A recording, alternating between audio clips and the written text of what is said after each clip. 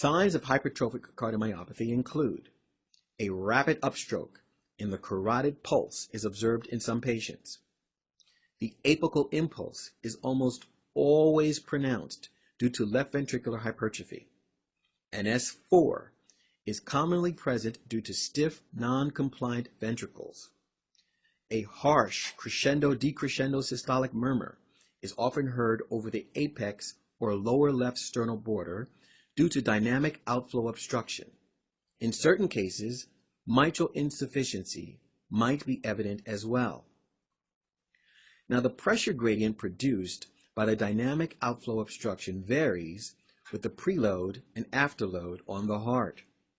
Some maneuvers can be used to either increase or decrease the preload and afterload of the heart, causing a corresponding change in the intensity of the murmur on auscultation.